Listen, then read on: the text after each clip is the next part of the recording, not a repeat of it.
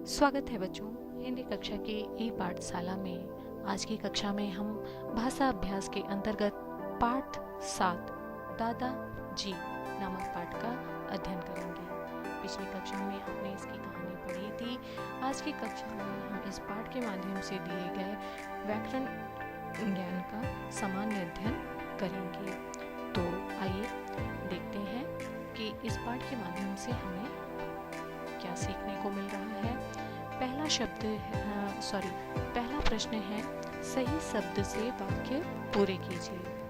बच्चों, आपने कहानी पढ़ रखी है तो कहानी के आधार पर जो वाक्य दिए हुए हैं उनमें कौन सा शब्द उपयुक्त होगा इसे आपको भरना है ना। चलिए, विकल्प में उत्तर भी दे रखे हैं, 2 उत्तर दे रखे हैं। आपको कहानी के आधार पर इसका उत्तर भरना है। तो गांव के बीच से एक डैश बहती थी। क्या बहती थी बच्चों? नदी। कड़ाके की सर्दी पड़ रही थी। दादाजी बच्चों को देखकर बहुत खुश हुए, है ना। आपने कहानी अगर पढ़ी होगी तो आप ये उत्तर बहुत ही सरलता से कर सकेंगे। अगला, दिए गए वाक्यों में मोटे काले शब्दों को ध्यान से पढ़िए तथा उनके उल्टे अर्थ वाले शब्दों का प्रयोग करते हुए वाक्यों को दोबारा लिखिए। बच्चों, मैंने पहले भी आपको बताया था कि विलोम शब्द यानी उल्टे अर्थ वाले शब्द यानी विपरीतार्थक शब्द वो शब्द होते हैं जो अपने से उल्टा अर्थ प्रदान करे, यानी बिल्कुल अपोजिट, है ना। जिस शब्द का अर्थ होता है उसके बिल्कुल विपरीत, बिल्कुल उल्टा, बिल्कुल अपोजिट जो अर्थ मिले उन शब्दों को हम उल्टे अर्थ वाले शब्द, विपरीतार्थक शब्द या फिर विलोम शब्द कहते हैं। अब आपको बच्चों इस प्रश्न में क्या करना है? प्रश्न में आपको पहले प्रश्न पढ़ना है और प्रश्न में एक शब्द है जिसका आपको विलोम शब्द निकालकर फिर उसी वाक्य के साथ लिखना है ना। इसी वाक्य में आपको उसके विलोम शब्द का प्रयोग करना है। तो देखते हैं इसको कैसे किया जाएगा। वह हमारी तरह आलसी नहीं है। ठीक है, ये एक वाक्य है जिसमें कहा जा रहा है कि वह हमारी तरह आलसी नहीं है। ठीक है, तो अब इस वाक्य का हमें विलोम तैयार करना है। खासकर जो शब्द है आलसी, इसका हमें ढूंढना है उल्टा अर्थ, यानी आलसी का उल्टा क्या होगा बच्चों? फुर्तीला, जो आलस नहीं करता, है ना। जो हर काम में आलस करता है वो आलसी कहलाता है और जो काम में आलस नहीं दिखाता वो क्या कहलाता है? फुर्तीला। तो अब इसी वाक्य को हमें फुर्तीला विलोम शब्द से प्रयोग करना है। वह हमारी तरह फुर्तीला नहीं है। ठीक है, आशा है आपको समझ में आ गया होगा। अब इसी तरह हम बाकी प्रश्नों को हल करेंगे। दादाजी को सर्दी लग गई थी। बहुत ही ये तो सरल है। दादाजी को गर्मी लग गई थी, है ना। हमें सर्दी का विलोम शब्द ढूंढकर इसी वाक्य को पुनः दोहराकर लिखना है। सोनाली जल्दी जल्दी पहाड़ की तरफ चल दी। अब जल्दी जल्दी इस वाक्य में किसका विलोम ढूंढना है? जल्दी जल्दी का। तो सोनाली धीरे धीरे पहाड़ की तरफ चल दी। आगे बढ़ते हैं बच्चों। अगला प्रश्न है नीचे दिए गए शब्दों के लिंग बदलिए। लिंग बच्चों, जिस संज्ञा शब्द से या पता चले कि वो स्त्री जाति, जिस संज्ञा शब्द से स्त्री व पुरुष जाति का बोध हो उसे ही लिंग कहते हैं, है ना। शब्द को पढ़ते ही, वाक्य को पढ़ते ही या पता चल जाए कि बात किसके लिए कही जा रही है या किसको संबोधित किया जा रहा है, उसे हम लिंग कहते हैं। यानी अगर स्त्री जाति का बोध हो रहा है तो वो स्त्रीलिंग है, अगर पुरुष जाति का बोध हो रहा है तो वो पुल्लिंग है ना। पिछली कक्षा में मैंने आपको इसको बताया था और इससे संबंधित मैंने एक वीडियो भी बना रखी है। आप वहाँ पर जाकर और इसको अच्छे से समझ सकते हैं। तो ये तो बहुत ही आसान है। दादा का विपरीत लिंग क्या होगा बच्चों? दादी। ऊंट का ऊँटनी, लेखक का लेखिका, पंडित का पंडिताई, है ना। विकल्प में आपको उत्तर दे रखे हैं। आप लिंग की आप वीडियो जब देख लेंगे, मैंने बना रखी है, तो आपको और अच्छे से समझ में आ जाएगा, है ना। आगे बढ़ते, अगला प्रश्न है, नीचे दिए गए वाक्यों के बहुवचन रूप लिखिए। बच्चों, वचन किसे कहते हैं? जिस संज्ञा शब्द से उसकी गिनती या संख्या का बोध होता है उसे वचन कहते हैं। अगर एक होने का बोध होता है, एक संख्या होने का बोध होता है तो वो एक वचन होता है, और एक से अधिक होने का बोध होता है तो वो बहुवचन होता है। अब आपको इस प्रश्न में क्या करना है बच्चों? इस प्रश्न में वाक्य दिया हुआ है ना, तो वाक्य को आपको पढ़ना है और ध्यान रखना है कि वाक्य किस वचन में है। अगर वाक्य एक वचन में है तो उसे उत्तर हमें किस में देना है? बहुवचन में। अगर वाक्य बहुवचन में होगा तो उत्तर आपको किस में देना होगा? एक वचन में। लेकिन बच्चों, यहाँ पे आपके तीनों ही प्रश्न एक वचन में है, आपको तीनों ही प्रश्नों के उत्तर किस में देने हैं? बहुवचन में, है ना। वचन की भी मैंने वीडियो बना रखी है बच्चों, आप वहाँ पर जाकर देख सकते हैं, जिससे आपको वचन बिल्कुल अच्छे से समझ में आ जाएगा। चलिए हम अपना प्रश्न हल करते हैं। सलोनी ने अखरोट उठाया, है ना।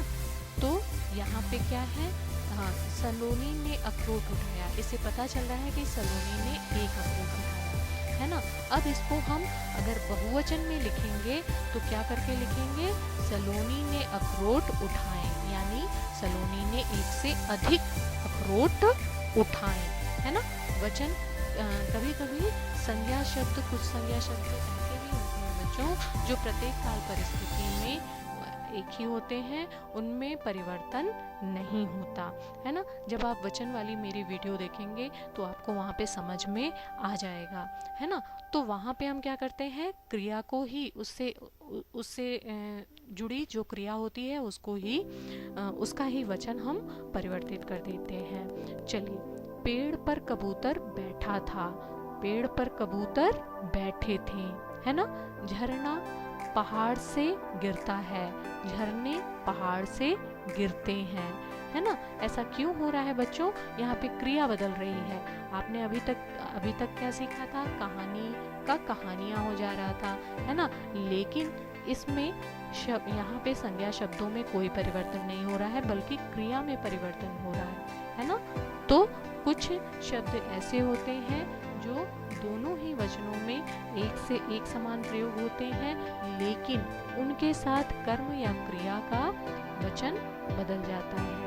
आप जब मेरे वचन वाली वीडियो देखेंगे तो आपको वहाँ पे सारी चीज़ें क्लियर हो जाएंगी कि ऐसा क्यों होता है ना। आगे बढ़ते हैं। दिए गए शब्दों से वाक्य बनाइए। तो बहुत ही सरल है बच्चों, वाक्य तो आप स्वतंत्र हैं, आप खुद से बना सकते हैं, है ना। यहाँ पे शब्द कौन से हैं? खिलौने, आलसी, शुक्रिया, दोस्त, है ना। शुक्रिया यानी किसी का धन्यवाद कहना, है ना। आलसी यानी जो आलस करता है। तो इनसे संबंधित वाक्य आप खुद भी बना सकते हैं और आपकी सहायता के लिए मैंने यहाँ पर वाक्य बना रखे हैं। आगे बढ़ते हैं। सही शब्द चुनकर वाक्य पूरे कीजिए। बच्चों, यहाँ इस प्रश्न में हमें शब्द को वाक्य को पूरा करना है किनकी सहायता से? जो हेल्प बॉक्स में दे रखे हैं, को, की, के, से। बच्चों, ये वो शब्द हैं, ये वो शब्द खंड हैं जो इनका स्वतंत्र तो कोई अर्थ या अस्तित्व नहीं होता, लेकिन वाक्य में ये दो शब्दों को या दो वाक्यों को आपस में जोड़ने का कार्य करते हैं, है ना। तो ऐसे चिन्हों को या ऐसे उनको हम क्या कहते हैं? कारक। कारक पर भी मैंने वीडियो बना रखी है, आप वहाँ जाकर वीडियो देखेंगे तो आपको और अच्छे से क्लियर हो जाएगा कि कारक किसे कहते हैं, है ना। कारक बच्चों, जब वाक्य में दो या दो से अधिक शब्दों को जोड़ने की आवश्यकता होती है तो हमें कारक चिन्हों की आवश्यकता पड़ती है। इन्हें विभक्ति चिन्ह भी कहते हैं। इनकी संख्या कुल 8 है। चलिए अब हम इनको हल करते हैं। सोनाली डैश ठंड लग रही थी, है ना। तो अब यहाँ पे आपको वाक्य के अनुसार उचित कारक चिन्ह का प्रयोग करना है। तो ठंड किसको लग रही थी? सोनाली को, है ना। तो यहाँ सोनाली के ठंड लग रही थी, तो ये पूरी तरह से गलत हो जाएगा। तो यहाँ पे किस कारक चिन्ह का प्रयोग करना है? को। और सोनाली क्या है? कर्ता। कर्ता के साथ कौन सा कारक चिन्ह लगेगा? को। बच्चों जब आप कारक वाली वीडियो देखेंगे तब आपको वहाँ पे और अच्छे से समझ में आ जाएगा कि कर्ता के साथ कौन सा कारक चिन्ह प्रयोग होगा, कर्म के साथ कौन सा प्रयोग होगा, है ना।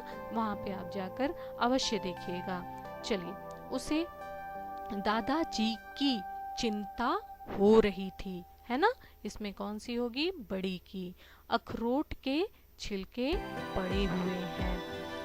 अब बच्चों अगला प्रश्न है, आपको एक सीढ़ी नुमा पहेली दे रखी है जिसमें चित्र के अनुसार उनके नाम उनके सम्मुख लिखने हैं। अब यहाँ पे देखिए बच्चों, टा के दो रूप हैं। इस प्रश्न के माध्यम से आपको टा के दो रूपों का प्रयोग करना सिखाया है।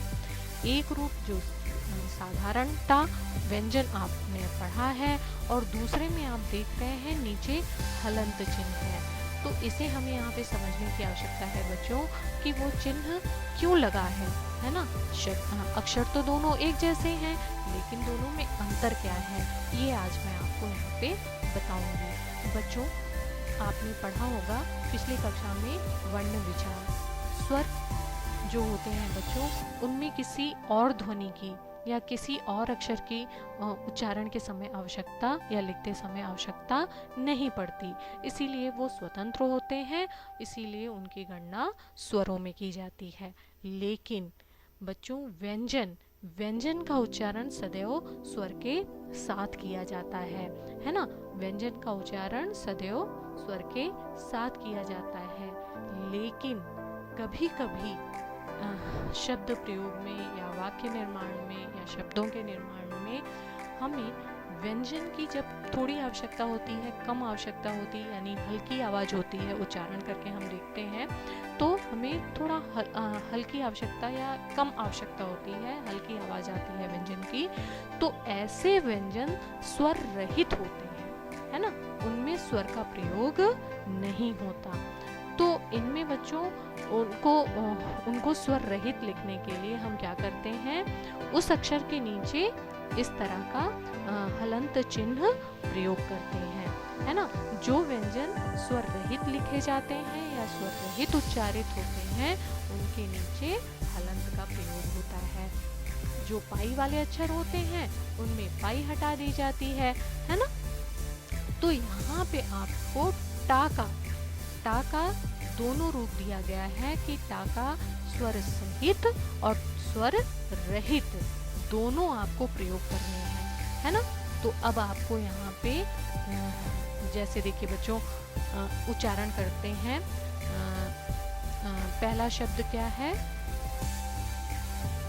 रट्टू, है ना। दूसरा क्या है? लट्टू, है ना। तो बीच में जो टा का उच्चारण हो रहा है वो स्वर रहित है, इसीलिए वहां पे हमें क्या करना है? हलंत लगा देना है। अब देखिए लट का, है ना। टा यहाँ पे हमें स्वर के साथ उच्चारण हो रहे हैं, इसलिए हम यहाँ पे क्या करेंगे? पूरे टा का प्रयोग करेंगे। मटका, मटर, मोटर, है ना। तो जहाँ पे हम स्वर के साथ उच्चारण कर रहे हैं वहाँ पे हम टा को पूरा लिखेंगे, और जहाँ पे हम स्वर रहित उच्चारण कर रहे हैं वहाँ पे हम टा को हलंत के साथ लिखेंगे। अब बच्चों अगला प्रश्न है, सोनाली अपने दादाजी के घर गई थी। आप अपने दादाजी नानी जी के घर जाकर क्या करते हैं? अपने शब्दों में लिखिए। बच्चों इसे तो आप खुद से लिखेंगे कि आप जब अपने दादाजी के घर जाते हैं या आप अपनी नानी के घर जाते हैं तो आप वहाँ पर क्या धमा चौकड़ी करते हैं, क्या धूम धड़ाका करते हैं, उसको यहाँ पर लिखिए।